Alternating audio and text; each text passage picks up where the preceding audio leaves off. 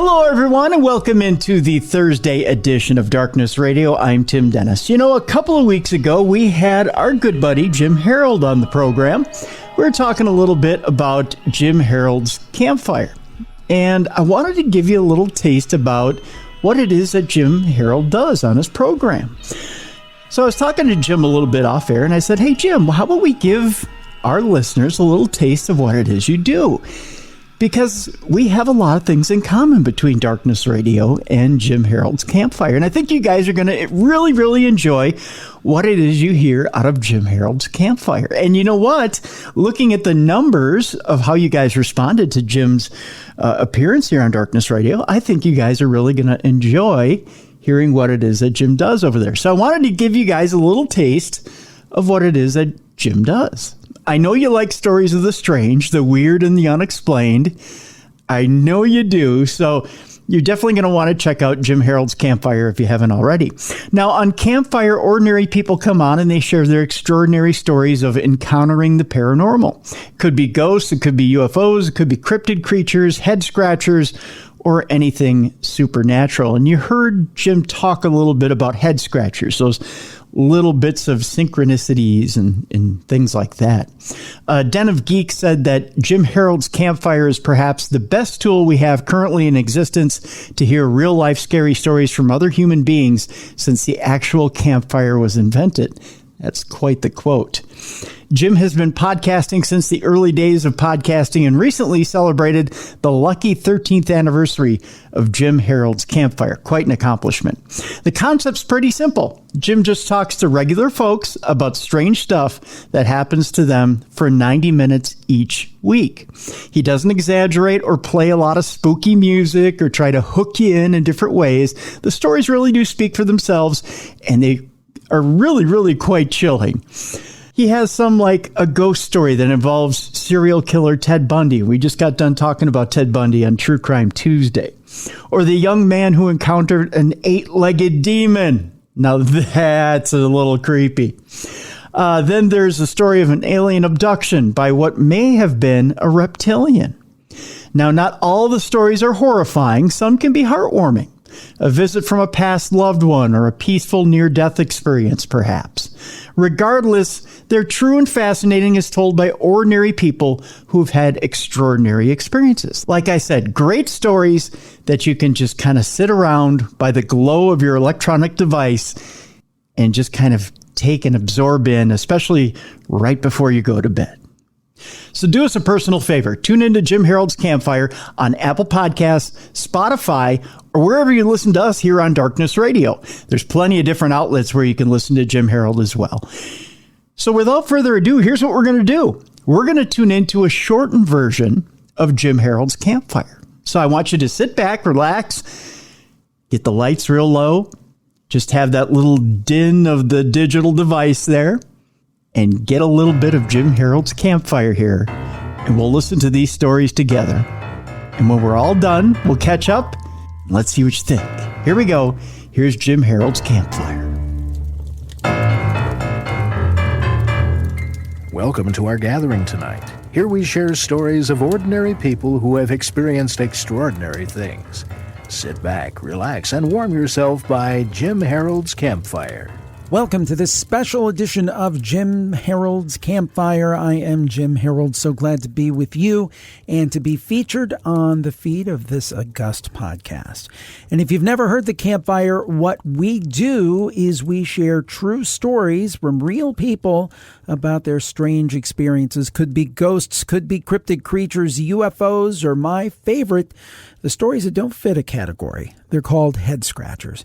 And we're so glad to be with you today. And what we've done is we've put together a sampling of some of our best stories from the last year to give you an idea of what the show is all about. So if you enjoy what you hear, I hope that you will subscribe to Jim Harold's Campfire, except no imitations. The show's name is Jim Harold's Campfire.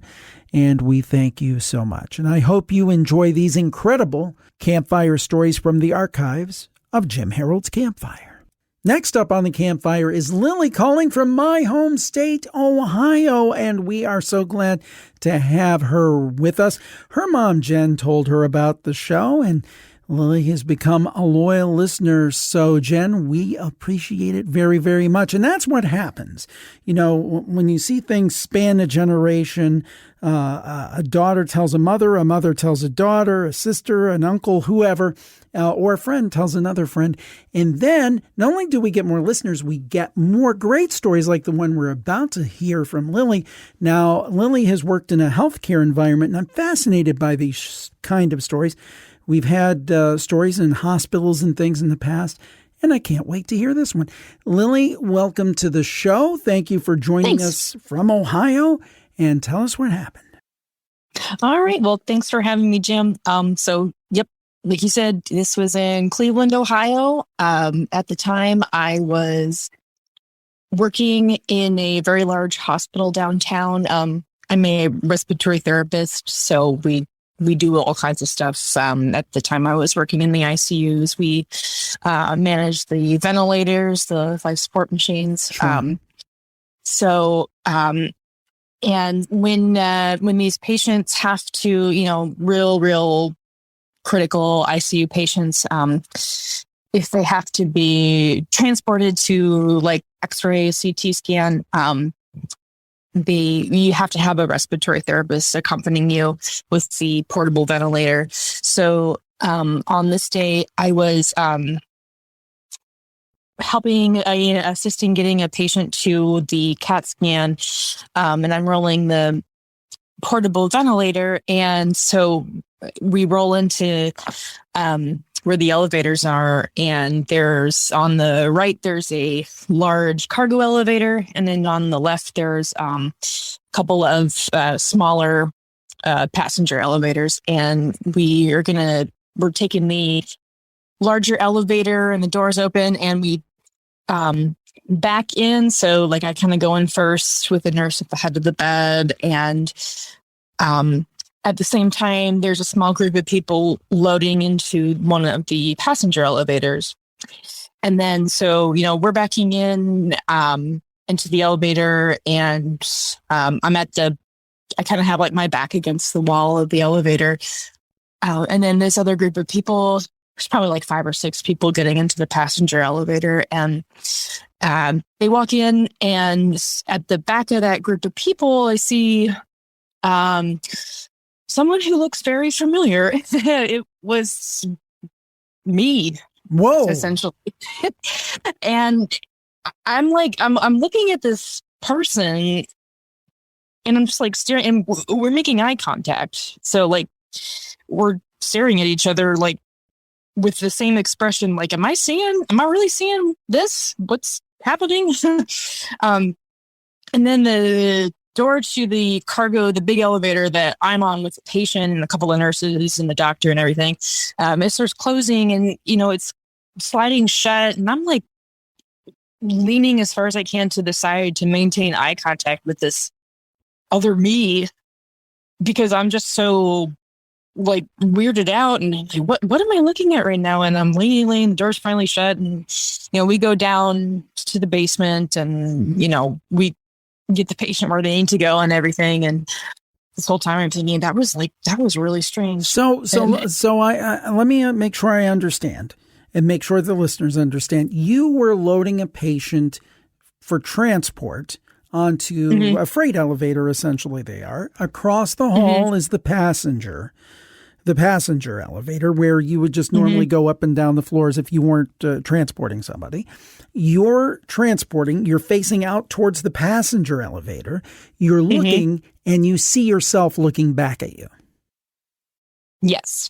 And this myself looking back at me is at the rear of this small group of people, like 5 or 6 people. So it's like, it's not like I'm looking at a mirror image or anything. There is a group of people.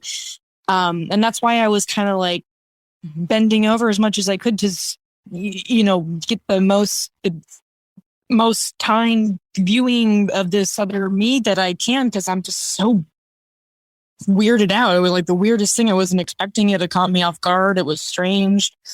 So Yeah, yeah, super weird. So it doesn't end there too. So that eventually, the day's busy and everything. I kind of, stop thinking about it. And then at the end of the day, I I clock out. I walk with the usual group of people I do to the elevator to go to the parking garage, to go home. We go into one of the small elevators across the way from the freight elevator, the cargo, the big one. At the same time, there are a group of workers still on the clock rolling a patient into the cargo elevator, backing in, and I go into the passenger elevator, the smaller one, and I'm at the back, and I can see across the way into the cargo elevator, the big one, and there is this person standing at the back of the elevator, rolling the portable ventilator, and it's myself again. Whoa! Like it's like another. And then the door to the big elevator starts closing, and this person in the cargo elevator, the very similar person to me, leaning over, trying to get the best look of me in the passenger elevator as they can until the door's shut. And same thing. I'm just kind of staring at him like this. It's another me staring at me from across the way I can't look away either. Like we're making eye contact and just kind of staring with no expression at each other. And, finally the now elevator I'm in, the small one, the passenger one, that I'm in with a group of my coworkers, and we're going down to the parking garage. I just kind of was taken back for a second, thinking, okay, this was in the same day. That's amazing. That's amazing. Yeah, this was just maybe 5 or 6 hours earlier from when I was leaving work. And first of all, of course, I wasn't expecting the first thing to happen. And then I see it again. So I'm like, okay, did I just see my doppelganger? Did I have did I time travel? Well, I was about to say, it seems like the first time you looked into the future and saw yourself in the passenger elevator. And then when you were actually in the passenger elevator, you were looking back in time and seeing yourself transporting the patient. Yeah, that's exactly it. Wow. Everything, it was like, the same group of people. I kind of, I didn't pay attention to many details or anything, but it was the same kind of circumstance, the same kind of, they backed into the elevator. There was the same amount of people transporting the patient and so on. And, the first time when I went down with the patient earlier, when I saw me, I'm like, oh my God, did I see my doppelganger? I thought that was bad luck to see your doppelganger. And then when it happened later on in the day, I'm thinking, well, was this just something I somehow managed to be in two places at once? Was this a glitch in the universe? It could be really. To this day, I'm still, bamboozled by it. This was several years ago. I get it. I get being bamboozled. The closest thing I've ever heard to that, or one of the closest things, I've heard a couple things, but the one that comes to mind was a Campfire story, but there were years separating it. And basically the story was this, and you may or may not have heard it. It was a young man who remembered when he was a little boy, he was running through the hall and went by his kitchen, and he saw a hooded figure who was appearing to make a peanut butter sandwich. And he ran away right away because it scared him. It was like, who's this person in a hoodie in my kitchen making a peanut butter sandwich? Fast forward several years later, he's minding his own business. He's in the kitchen. He's a teenager. He's making himself a peanut butter sandwich with his hoodie on. And he looks and he sees this little figure run through the hall and then run away just as fast. That's it. That's exactly. That's it. Except it was years later, not hours later, but it's the same principle. Same principle. Yeah. Exactly. And I always thought I don't know, I heard this thing in like the the stories I've read or heard or things like that. I've always heard people say that they think that mirrors are portals. Mm-hmm. And I thought that was interesting, but then I always thought that elevators were portals in some kind of way because it's like a closed off tiny space where things can happen. You have that anxiety being stuck. I don't know. That might sound weird to some people, but that's what I always thought too. And I thought that before this whole weird story happened. You freaked me out. You freaked me out so much. I'm in my spooky studio and it's soundproof, but I do have a window here that I have open and I'm looking out and it's nighttime. And as soon as we get off the phone, Lily, I'm going to close the window. I'm afraid of what I'll see. I don't know what it was. I mean, chills. Yeah. I mean, my mom who introduced me to you, she was always very spiritual. She still is. And that piqued my interest, kind of passed down to me and everything. So that might be why that happens. But I've had various other interesting things happen like that. This was probably one of the weirdest. I think so. Lily, this is an instant Campfire classic story, all-time great story. And nice. Thank you so much for joining us tonight on the Campfire and sharing it with us. Oh, absolutely. Thanks for having me. It was fun. Mary is on the line from Austin, Texas, and we're so glad to have her. She's been listening, I think, for about a month now. Mary sent me her story, and I read it, and my jaw dropped. I'll say no more. I don't want to ruin it. Mary, thank you so much for sharing this story with us. I was kind of like, whoa, when I read it. So tell us what happened. It's a head scratcher. Okay. So this took place back in about 2006, 2007. So my son at the time was probably 2.5, 3. I can't remember exactly when, but he was at that stage, where he was just starting to talk. And he was at that stage, where you can have adult conversations around the little kids and they don't really know what you're talking about. Right. So this will be good to know later on in the story. So just a little background. At this time in my life, I had a corporate job. I was traveling all the time. And I live in Austin. So you're forever connecting through Dallas to get back home. And so I would always arrive home late at night. And so I'd have to drive home late at night.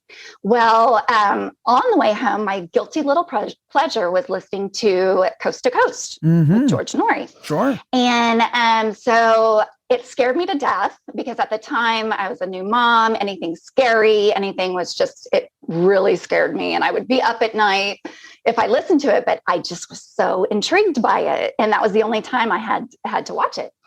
So this one particular night I was driving home and George was talking about reptilian people.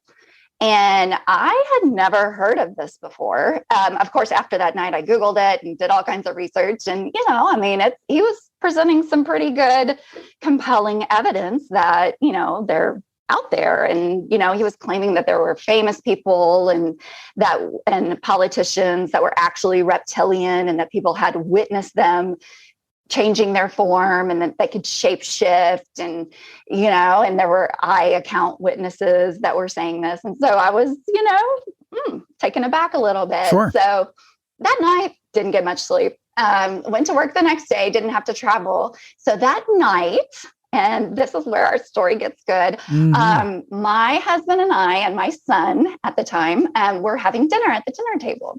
And so I started telling my husband about what I heard from George about these reptilian people. And like I said, my son at this time was, at that age where we could have these kind of conversations. And I didn't think he really knew what we were talking about. Yeah, he was only he was like a toddler, wasn't he? He was a toddler. Like he was sitting there in his, I think he was on his little booster stool, just eating his peas and carrots. And, he really wasn't engaging in our conversation whatsoever. Right. So I was like, okay. So, and my husband, I have to tell you, huge skeptic. Right. Sure. And so he was like, oh my gosh, this is ridiculous. And so he was saying like, okay, well, if there are reptilian people and they've been here, because George was claiming they've been around, for a very, very long time, why haven't they gone ahead and taken over our world? Or why haven't they shown themselves to us? Because obviously, they've been around for a while. And all of a sudden, my son, who can barely form words, he looks straight at us and says, "People not ready yet." And it stopped us in our tracks. And we look at him and we were like, well, what do you mean people not ready yet? And he just went back to eating and did not say another word about it. We tried to probe him later, with questions about what did you mean by that? And he never acknowledged it, anything. Wow. And so I have no idea why he would say that. And it was just really, really spooky. Yeah, I gotta say, when you emailed in the story, it's one of those stories where, oh gosh, I hope she makes it on the show because, and I want to have everybody come on the show, but they're remarkable stories that you go, oh gosh, I hope nothing goes wrong with the equipment, or I hope they don't end up having an appointment, or whatever the case may be. I hope we got to get this on tape. I guess I'm dating myself, but tape anyway, digital tape. But the thing is, 2-year-old, you're talking about reptilians. Why have they not revealed themselves? And out of the mouths of babes, people not ready yet. And I got to say, I'll be honest, we've done shows on the idea of reptilians. I personally am skeptical of it. I don't think they're lizard people running around. Exactly. But the thing I love about the Campfire, even if it's something you're skeptical about, you'll hear a story and it'll make you go, and then scratch your head. Right. And I always scratch my head, like, why would he say that? Why does he, and I've always believed that children are very connected when they're young to other realms. So I don't know how he would have known to say that. And was it in his own voice? It wasn't like a people not ready. Oh, yeah, no. It was in his cute little 2-year-old voice. And that's what made it even kind of cuter and scarier, actually. Yeah, it would make it scarier. If it were some guttural Satan voice, it wouldn't. It might. That we would have gotten some sage and a priest and all that stuff. But it's really funny because now anything that happens in our family that is supernatural, spooky, just unexplained, our catchphrases, people not ready yet. And you were telling me off air that your son, he's almost all grown up now and a pretty hardcore skeptic. He is. So he's 15 now, just about to turn 16. And it's really funny that he has turned into the biggest skeptic of anything supernatural. So, I had an energy healer out to the house. There were some ghosts or spirits that are in our house. They're not malevolent or anything. And she did some energy healing, like with some magnets on him. And then we tried to bring Sage in. He's like, get that hoogie boogie out of here. I don't believe in any of that. And he just, and it's just so funny that he would, after he said that at 2-3 years old, that now he is just like, he's a very scientific kid, right? If it can't be explained by science or rational explanation, he's not going to believe in it. So Neil deGrasse Tyson would be proud. He is a big fan of his. Yes. Well, Mary, thank you so much for giving us an instant Campfire classic. What a great story. People not ready yet. The title of today's show, but hopefully people are ready for the Campfire. And thank you for being a part of it. Thank you for letting me tell my story. Subscribe or follow Jim Harold's Campfire today, wherever you get your podcasts. Please rate and review too. It helps so much. Thanks. Now back to another great Campfire story. Next up on the show is William from Montana, and his sister Genevieve, who was a caller a while back on the show, told him about the show. So we appreciate that, Genevieve. And William, we're so glad to have you. And you're going to tell us a story about, wow, this is a big story. 65 million years of fate. Looking forward to it. Thank you for joining us and tell us what happened. Hi, Jim. I appreciate your time. Yeah, this story is a little out of the realm of what I normally hear on your show because it's not necessarily spooky or supernatural, but it is an event in my life that really kind of solidified my belief that there is a not necessarily a larger power in the universe, but that, things do definitely work in mysterious ways. The story has some sensitive information in it, so I am going to leave out a couple of details just to protect people's privacy. Sure. But it all starts over a decade ago at this point, over outside of a small town in eastern Montana. And at that point in time, I was doing some volunteer work in the summer with a nonprofit paleontological organization. For anyone that might not know, paleontologists study extinct life forms. And this particular crew, we were working in the Hell Creek Formation of eastern Montana, working in late Cretaceous sediment. So that's about 65 million year old sediment, between 67 million years.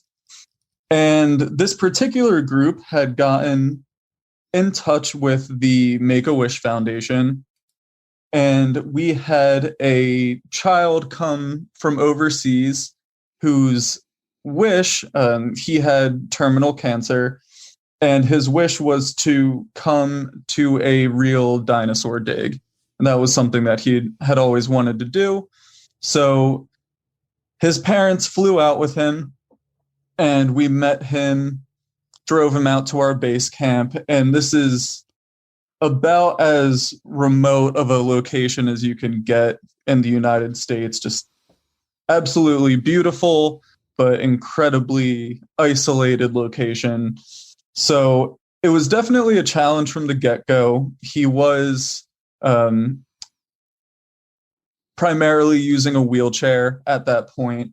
So getting him around this terrain, we knew was going to be a very difficult challenge.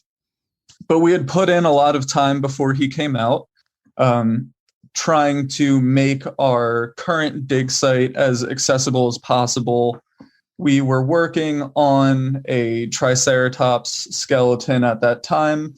They were the ones with the big frill, the 3 horns. You always see them fighting T-Rex in paleo art. And so they were super excited about that. That was one of his favorite dinosaurs. And we were just, ecstatic at the opportunity to, try and give this child something very memorable with his family. So they come out, and they were going to be with us for about a week and a half, if I remember correctly. Like I said, this was quite a bit of time ago, so some of the details are a little fuzzy. But let's just say they were going to be with us for about a week and a half. And immediately, as soon as they get there the next day, it is just torrential downpour. And anyone who's familiar with dirt roads in the western states, specifically Montana, the topsoil is made of what's called bentonite, and it's a shrink swell clay. So when it gets wet, it's worse than driving on ice. It's like driving on ice that you also sink into. Sure. So very little amounts of rain make the terrain basically impossible to drive over. And it was a incredibly hot, dry summer. The second that boy and his family got off the plane, it rained for several days straight. And this was just very heart-crushing for all of us there, because we would have people come out and visit our dig sites, and things like this happen. It's very unpredictable, and there's a lot of logistical challenges in paleontology. But there was something very special about this particular child. They had come all the way from Europe to be with us, and this was his wish. And there was just this sinking feeling of disappointment that, they could have done anything really, and they chose to come out here with us, and we weren't able to provide them with the experience that they had wanted because of the weather. And, we tried to make the best of it. And, we would take them around the ranch, and we would have little fires and play music and play board games and show them fossils that we had around our base camp. And you could just tell that he was, even though he hadn't even been to the dig site yet, he was just having the time of his life. And his parents were so appreciative and grateful.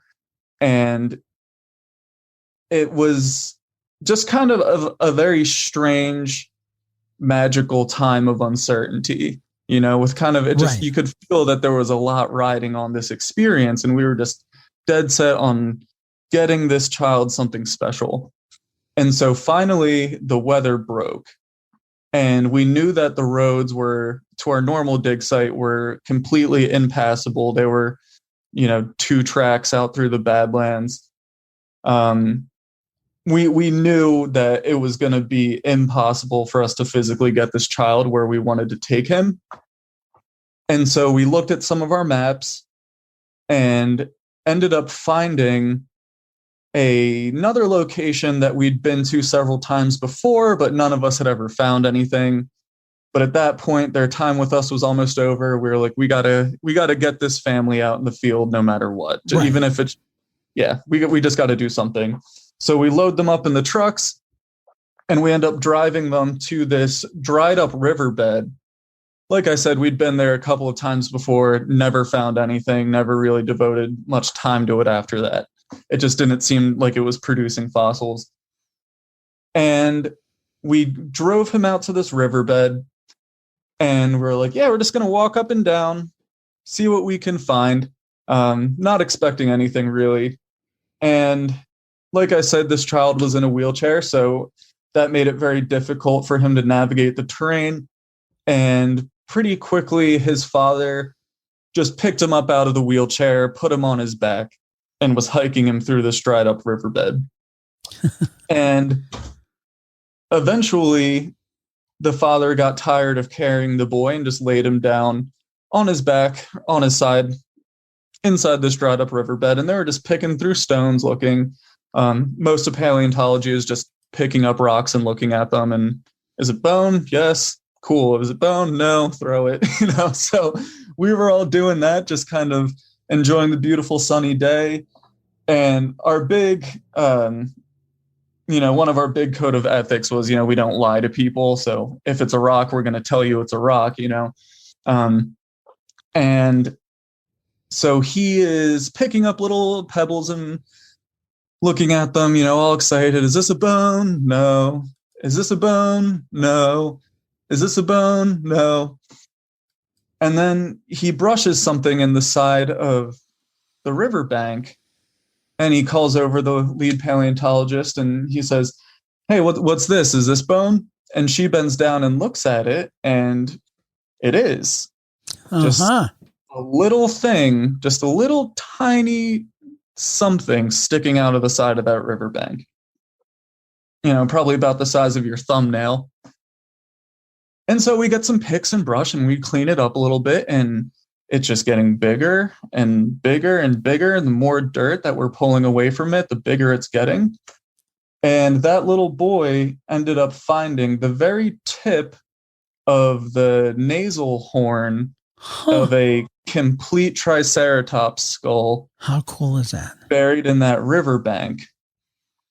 And that moment, there was just this gut feeling that we all had that everything had happened for a reason, and that, it's my firm belief that 65 million years ago, that dinosaur died where it did, so that 65 million years later, it would rain when it did, so that that boy's father could carry him until he was too tired to carry him.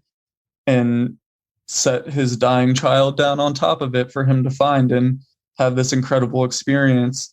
Wow. And we named the dinosaur after him, and we put it up in the local museum.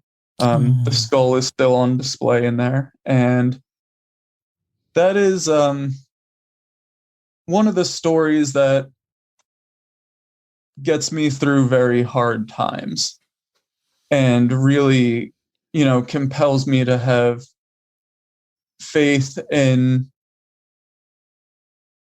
the malevolence of existence.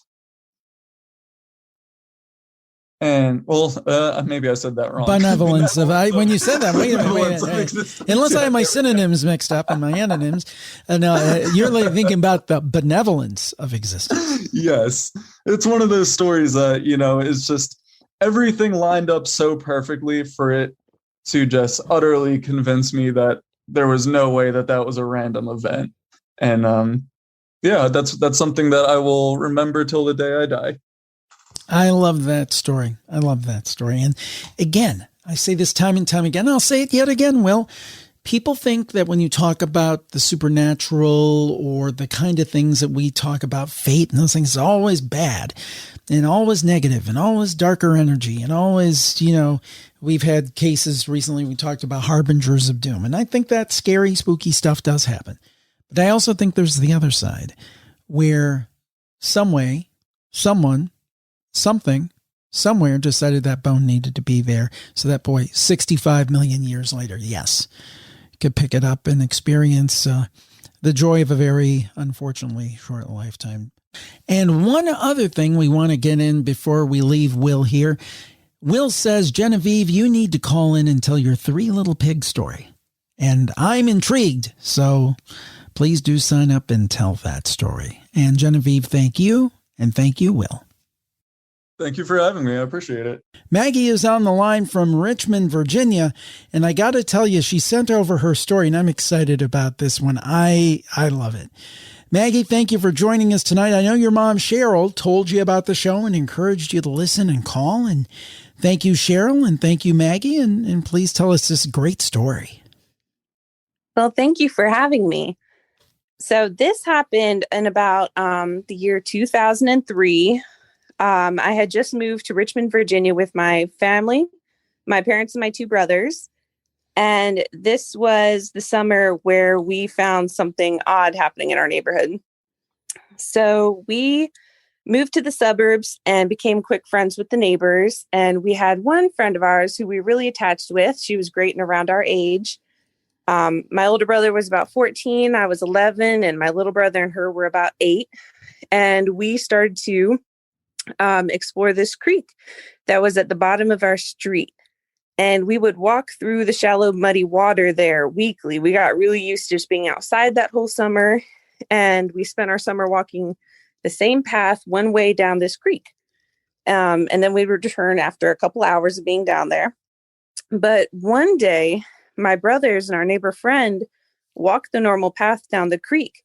And imagine probably walking 20 minutes in shallow water and you come to this small clearing and it's in the neighborhood. So you don't expect anything. I don't remember this clearing really being there, but today the clearing actually had a huge old gray kind of Victorian stone house. And we had never seen it all summer. Right. It just popped up. Huh. Yeah. And so we look up and we're looking at this house. And then we realize at the edge of the creek, it's probably like a 2 or 3 foot climb up and down the creek. Is a little hill on the side. And there's a boy there staring at us. And he's kind of in like this gray, black Victorian era clothing. Huh. And he is wearing like high socks, black shoes. And this is like Richmond, Virginia in summer. If you've ever lived in Virginia, it's humid. And and we're thinking, what is he doing? He's just looking at us, looks as amazed as we are that we're in his area. We have been there all summer. We've never seen him. We've never seen this huge stone house behind him. It's multiple stories high with like pointy tops. And he's standing there and he picks up this cat that's standing next to him. Like he went over to go get his cat. And we kind of look at him and he looks scared. So we don't say anything. And we're kids. We don't know what to do.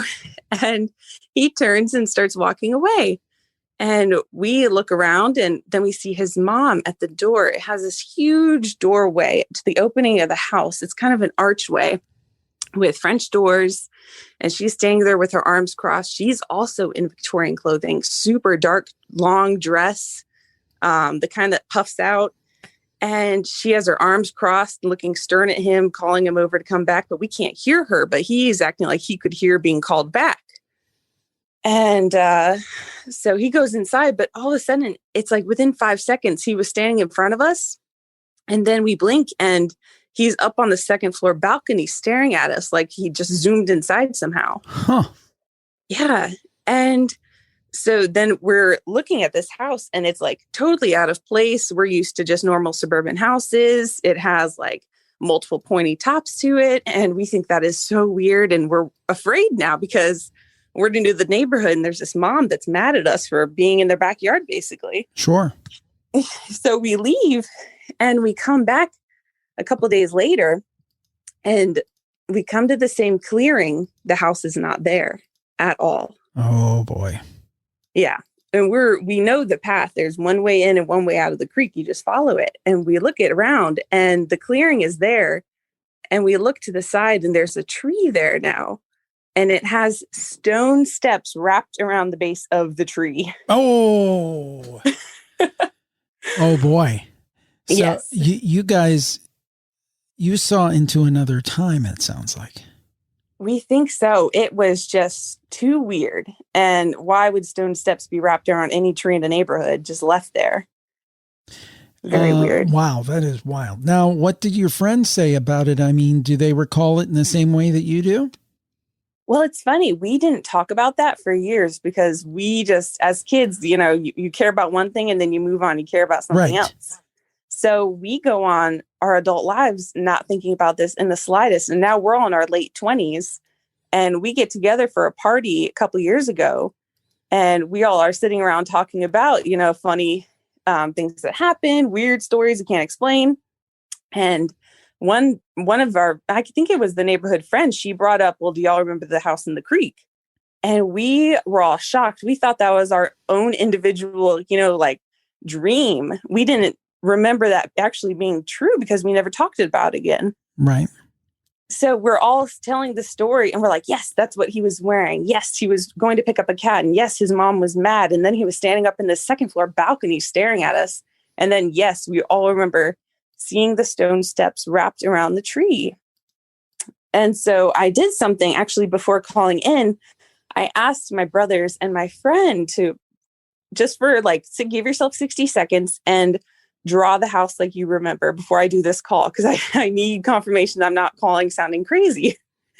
And they all draw a sketch of the house and they're all the same. Wow. Wow. Yeah. Yeah. Oh, that is so wild. That is so wild. Now, did you ever think of, now that you're older, have you ever thought about maybe going back and doing some research to see what that house was and when it was there? That would make sense. Yeah, because there's a place called the Midlothian Mines here in town, and there's some local spots where it's definitely been developed and then things torn down in past history. And it's definitely something going on back there because it felt when we were looking at that kid and looking at the mom and looking at the house, it felt like it was some kind of wartime. It was dark. It was just a grim situation. You could tell there were no men around. Like that woman was left alone with her son and she was in a bad situation. So it definitely felt like we were looking at something real in that moment.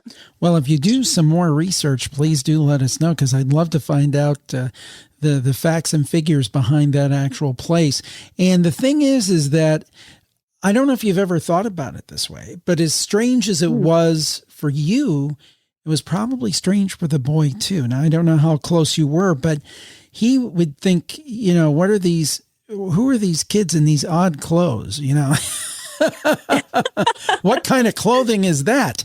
Yeah, they didn't know about basketball shorts back then. Yeah, it's like, what are they wearing? I mean, you had to think that maybe in the reverse, it was kind of spooky for him. And maybe he was seeing your side of time as well, that something had temporarily opened up. That is so wild. Yes. Oh, they seemed more scared of us, really, than we were of them. We were just confused. They were actually looked terrified. Oh, man. I'll tell you, I really believe, Maggie, that the nature of our reality is so different than we understand that I don't doubt these things unleashed. This reminds me a little of the Roadhouse Saloon story that we've shared so many times over the years, that you're kind of out of time, you're out of space, you're not where we're supposed to be. Years ago, one of our longest time listeners, Sandy, had a story where she was walking and she kind of walked back into time for a short period of time and then she came back. And I think these things happen because I think our reality is somehow layered, or there's things we can't see, or multiple dimensions, or maybe all the time in the world exists at the same time, but we're like on this one track and we can't see it to either side of us, below us, above us, or to either side. Another example of that is we had a call a couple of years ago, I think. A young man remembered being a little boy and being very frightened because he walked into his kitchen. Is this the way I remember? He walked into his kitchen and he saw a hooded figure making a sandwich, like a teenager, and he didn't understand what it was, and it scared the heck out of him because he's like, I don't know who that is. And then several years later, this same boy had grown up. He was a teenager. He was minding his own business. He was making a sandwich and wearing a hoodie. And he saw this little figure go through the hallway and he couldn't figure out what it was. Then it clicked. He saw himself. Oh. So I'll tell you, it's a strange world and we're living in it. But I love to share these stories. Maggie, thank you so much. And thanks to Cheryl for telling you about the program. Thank you, Jim. You're listening to Jim Harold's Campfire. Norm is on the line and he is in law enforcement, and hats off to our good folks in law enforcement. We appreciate everything they do. And Norm, I'm sure in the process of his work interacts with many people every day. This may have been one of the strangest. Norm, welcome to the show. Tell us what happened. Sure, Jim. I appreciate the opportunity to tell my story. I think like most people who have had an encounter, they typically don't tell people just because they don't want to sound crazy.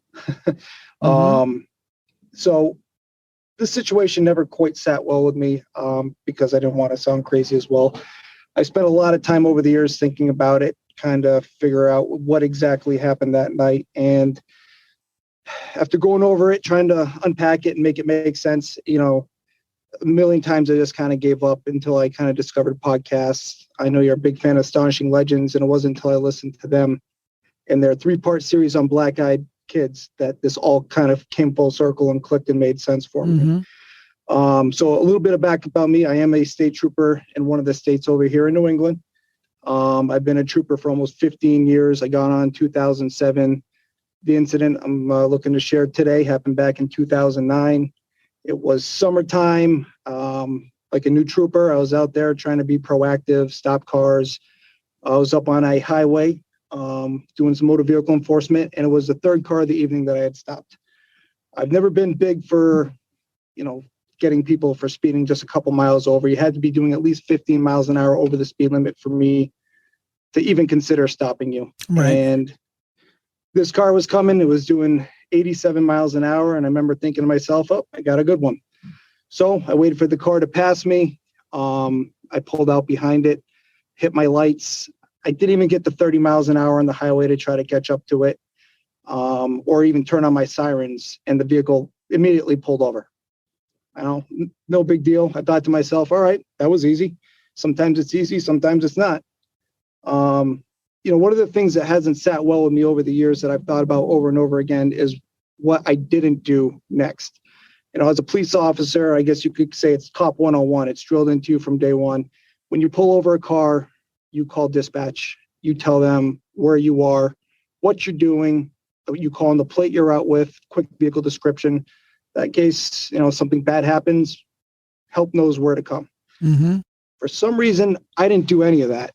And that's never sat well with me. And I'm not sure what the reason is behind it. Maybe it was just, well, let me get on with the story and we'll see if we can figure it out.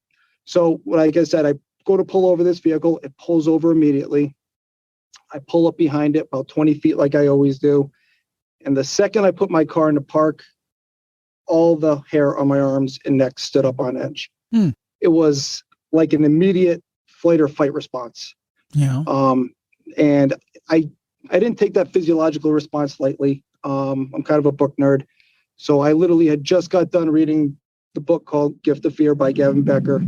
And the premise of the book is trusting your gut. It was recommended me by my field training officer when I first got on. Told me it was an important read. It was something that could save your life. The premise of the book is just trusting your gut, and it makes a difference. So when all the hair on my arm and my back of my neck stood up just from stopping a car with no apparent reason, I paid attention. I started scanning the car, watching for traffic, trying to figure out, what is my body trying to tell me? What can I not see that's here? And nothing really stuck out to me. So I put the cars in park. I'm getting ready. All right, I got to make my approach. There might have been a little bit of cockiness, a little bit of new cop arrogance about me at that point. Now, to kind of put it further in perspective, at this point, I'm 27 years old. I'm in the best shape of my life. I could do push-ups forever. I'm pretty fresh out of the academy, like a year and a half, 6 foot tall, 210 pounds, wearing a bulletproof vest, armed with a sidearm, 32 rounds of ammunition, a taser, pepper spray, a baton. There's no reason for me to have been freaked out or nervous for any reason whatsoever. Right. I get out of my vehicle, I begin the approach, and from the second I make my first step, it just feels like I'm wading through water. Feels like there's 50-pound block weights on my feet. Like every fiber of my being was just screaming at me, don't go to this vehicle, don't do it. But again, it's my job. I stopped the vehicle, I got to follow through. Well, I'm still not completely ignoring all these physiological responses. I'm scanning, I'm watching for traffic, I'm looking for anything on the side of the road. I'm looking for furtive movements by the operator, something being thrown out the window. Is he trying to hide something? And these are all things we kind of normally do, but because of my reaction, I'm really looking now. Right. So I approach this vehicle. I get to the back window of the driver's side, and I'm looking in. The whole back of the car is just packed full of stuff, bags. There's nothing that I can see. I got a good visual of the backside of the operator. He's motionless. The driver's side window's down. His hands are at 10 and 2 on the steering wheel. And he's just sitting there, and I can only assume, waiting for me to interact with him. So I take another step closer. I'm now at what we call the B pillar of the vehicle, which is the pillar between the front door and the rear door. And that's kind of where we stop. It's like a tactical thing we do because it gives us an advantage. The operator can't see us, doesn't have a direct line of sight of us. So if they decide they want to try to hurt us or do something, it's more work for them. Right. So as I step to that B pillar, I see the operator just slightly lean forward, kind of look down, and just cock his head slightly in my direction. So he knows I'm there. He doesn't turn and look at me. He doesn't acknowledge me. He says nothing. He just kind of slightly cocks his head to acknowledge that I'm there. And now also, while I'm at this window, I'm looking for anything still. I'm smelling the air, obviously, see if he's a drunk driver. Was there any narcotic smell in the air? And the only thing that I picked up on was this horrific smell coming from within the car. It just smelled horrible. And, I hope the audience forgives me. I'm probably going to sound a little stereotypical and maybe a little off, and that's not my intent. I'm just doing my best to describe what I was relating it to. So where I work, there's a lot of farm communities. I know a lot of farmers, and for some reason, I start to size him up, obviously. And I'm thinking, all right, this guy's a farmer. That's what this smell is. It's like he's been stomping around in the barnyard. Right. And that's my thought. And then, I start sizing him up. Like I say, I take notice of his clothes. I'm looking at him. I'm like, all right, white male, probably 30s. And I'm thinking, all right, this guy's maybe 5'7", 5'8", 150, 160 pounds at best. There's no reason why physically I should be scared of him that I can see so far. There's nothing crazy going on. Right. I got this bad smell, and then I noticed his clothing. Again, never really picked up on this before until having listened to stuff after. It looked like he dressed himself from the Salvation Army. Like he looked like he did all his shopping at a thrift store, and there's nothing wrong with that. But again, that also kind of reinforced my idea that this guy might be a farmer. I know farmers, they work outside, they destroy their clothes. They really don't, sorry about that. They really don't care, what they're wearing if they're just ground animals and doing what they need to do. Right. So that was my sizing him up. So I feel like, all right, he knows I'm there. And all this happened in a couple seconds. This isn't like 5 minutes of me standing there in silence. And I finally decide, all right, it's time to interact with this guy. So I introduced myself. And again, I'm just going to throw out a fake name. My name is Trooper Mann with the state police. Do you know why I stopped you this evening? Now, again, he's sitting in his car, hands at 10 and 2 on the steering wheel still. His head is just slightly cocked in my direction. And he just turns a little bit more. So he can catch me out of his peripherals, but he's not looking at me. And he just gets this giant, creepy Cheshire cat grin on his face. Huh. And he doesn't say a word. So I repeat myself, sir, Trooper Mann with the state police. Do you know why I stopped you this evening? Silence. Not a word, not a move, no motion, just a big creepy grin. Sir, I noticed you were doing 87 miles an hour tonight. The speed limit's 65. Is there a reason for your speed? Is everything okay? Silence.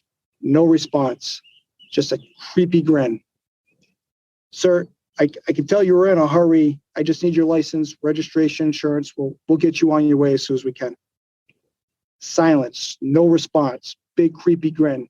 This guy doesn't move a muscle, doesn't make to reach into his glove box to get any paperwork, doesn't motion for a wallet to pull out an ID, nothing. He is a statue. He just is looking down slightly out the car and grinning.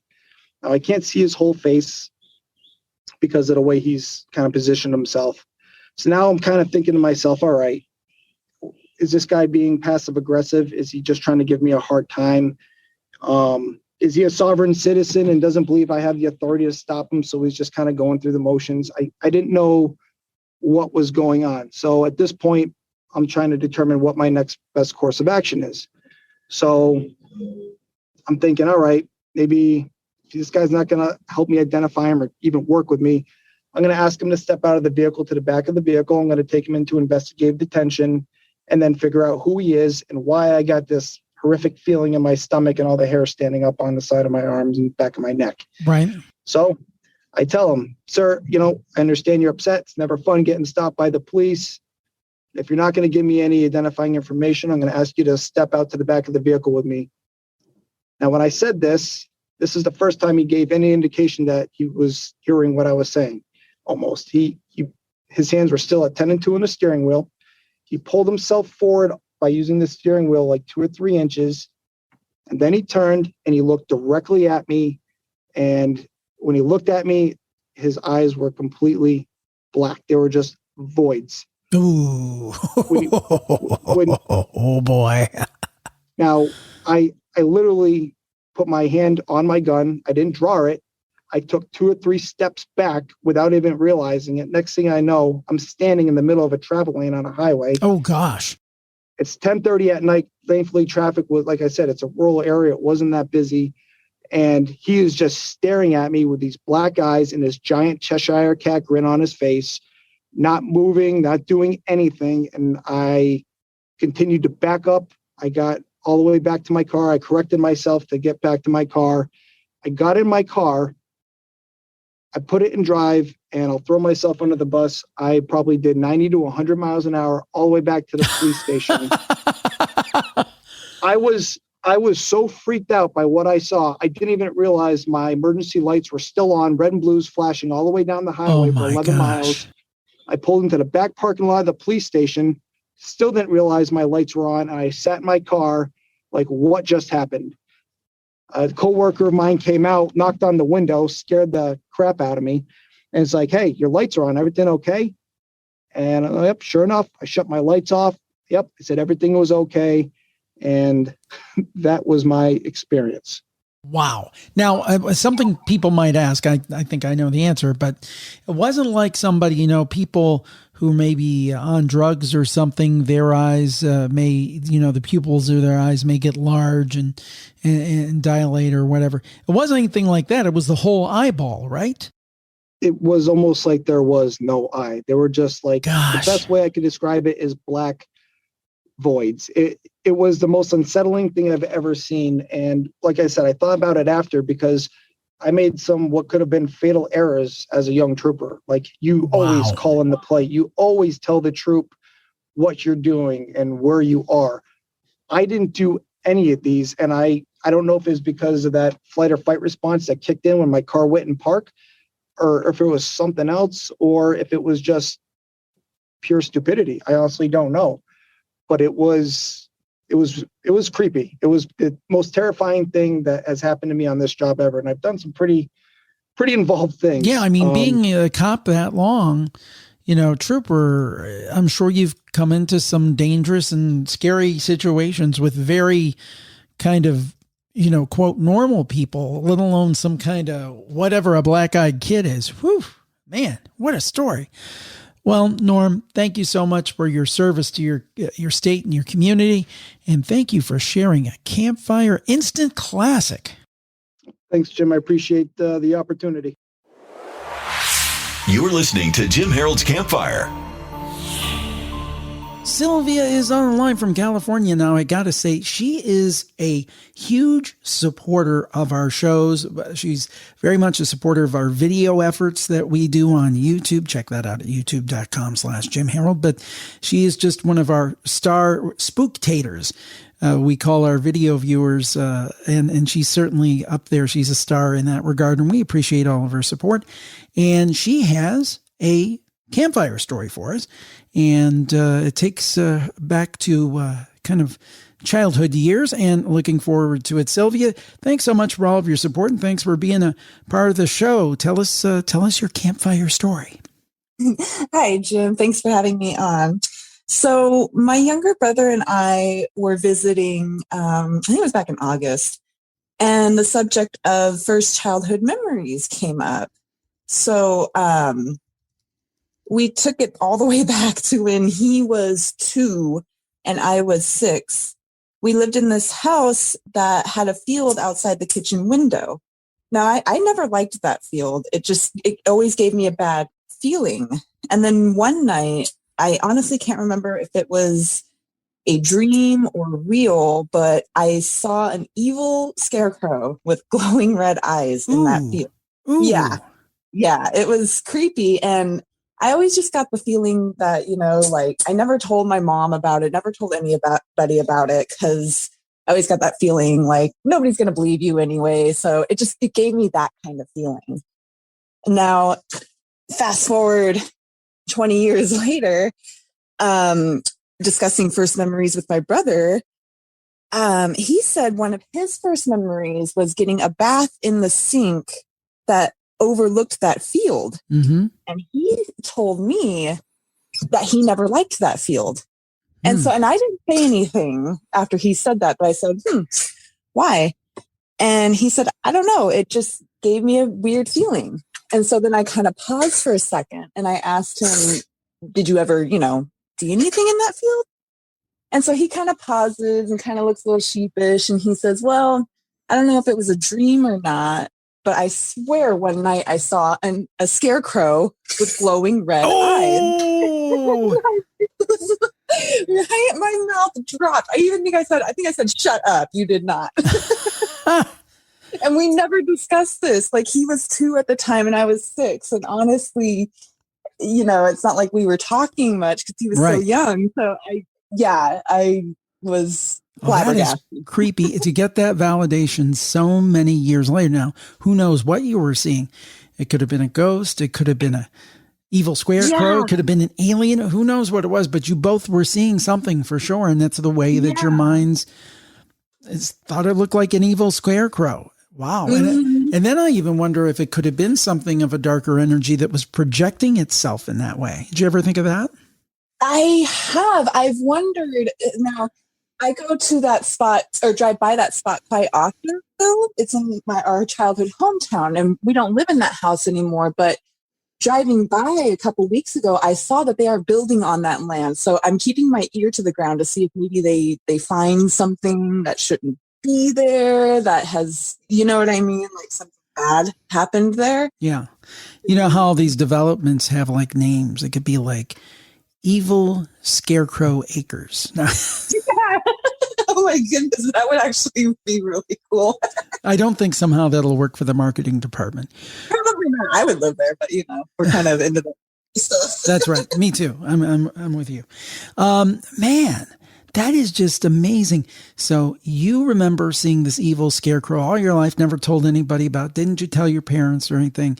No, and then your brother 20 years later says, the only weird thing, I saw what looked like an evil scarecrow with red eyes. Yeah. Same report. That is amazing. Wow. I was shocked, and he was shocked too. He's like, "Oh God, I don't think we should be talking about this." Do you think that's kind of helped spur your interest in the supernatural? Oh yeah, both of our parents are super. Well, my mom was. She passed away recently, but I'm sorry. Yeah, thank you. But both of our parents were super sensitive in that way. My father is super superstitious. I always laugh at him, but I get a lot of my superstitions from him, and then a lot of my sensitivity from my mom. So we kind of grew up with that kind of talk, floating around. So it was always fun. Oh, well, very cool indeed. Thank you for sharing that story of the evil scarecrow. Thanks so much, Sylvia, for all your support. Thank you, Jim. I appreciate it. Well, I hope you liked what you heard. Fascinating stories. And as I often say, Jim Harold's Campfire is a continuum of different types of stories. Scary, spooky stories, heartwarming stories, stories that will tug at your heartstrings, the whole litany, from ghost stories to UFOs to things that don't fit in a category, head scratchers. I hope that you enjoyed the journey you took today, and I hope you'll join me in continuing the journey of listening and collecting these great stories. Just go to your favorite podcast app and make sure that you follow or subscribe to the show. And if you like what you hear, also a rate and review would be most appreciated too. We thank you so much, and we thank this august podcast for allowing us to be a part of their feed. I hope that you enjoyed the show. And as we always say on Jim Harold's Campfire, stay safe and stay spooky. Bye-bye, everybody. I hope we talk again soon. You've been listening to Jim Harold's Campfire. Tune in again next time for more stories of ordinary people who have experienced extraordinary things.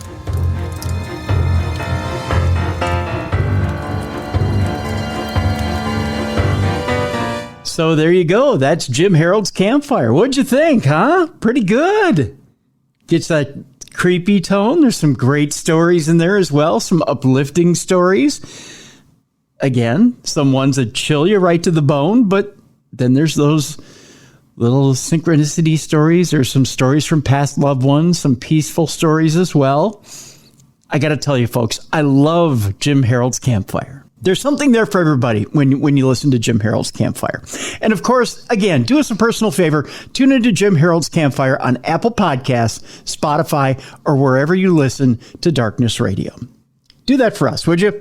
And again, I want to remind you, as far as Supernatural News and Parashare goes on Wednesdays, if you have a story you want to share with us, it's real simple. Just write tim@darknessradio.com. Once again, that's tim@darknessradio.com. Send your email there, and you can share your personal experience with us here. We'll read your story. We'll weigh in on it. It's a little bit different than Campfire, where you just, do what Jim's doing there, but you can share it with both of us. That's the beautiful thing. Jim Harold's Campfire and Darkness Radio. We have our Parashare. Jim has his Campfire. Share your experience with both of us. We're kind of simpatico that way. So if you have a story that you shared with Jim, come over, share it with us over here at Darkness Radio. If you have a story that you've shared with us over here at Darkness Radio, go ahead and share it with Jim as well. That's the beautiful thing about our community, is we're one and the same.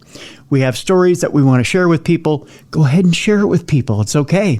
That's one way of not only getting our stories out and keeping those stories alive, but also it's kind of like a way of going through therapy. We need to get those stories out because some of those stories can be traumatic. Sometimes those stories are sad. Sometimes those stories are happy. And sometimes we need to get those stories out just to kind of share those stories with other people and let them know that we've had a wonderful experience. And that not every experience with the supernatural is a bad one. And people do need to hear that as well. So again, if you have an experience with the supernatural, you can pass it along to us here at Darkness Radio, tim@darknessradio.com by email, or share it with Jim and his program, Jim Harold's Campfire, as well. And again, do us a personal favor. Tune into Jim Harold's Campfire on Apple Podcasts, Spotify, or wherever you listen to us here on Darkness Radio as well. Folks, I want to thank you again for another great week of listening, another great week of shows. And I want to remind you that so there's some big changes coming to Darkness Radio. Again, I want to remind you, too, that there are going to be some things changing up here only on the Stitcher side of things. But you'll still be able to hear us on different channels that you're listening to us. If you're listening to us on Apple Podcasts, Spotify, Google Play, whatever you're listening to us on right now, you'll still be able to listen to us there. Whatever you're listening to us on right now, nothing will change. But if you're listening to us on the Stitcher app, you might have to find a different avenue of listening to us there. So just a little heads up. Find an alternative route. The iHeartRadio app is good too. Maybe jump to another venue of listening. So that's all I can say for right now. But that's about it. Take care of yourself and each other this weekend as you're out and about and doing things. If you see a person in need, go the extra mile. Help them out a little bit. Like I've said in weeks past, the world just seems like it's getting a little bit darker, and we need a little bit of light to counter the darkness. Just get out there and do a little something extra for somebody this weekend. Do it for your buddies, Tim and Bruiser and Mally and Jessica.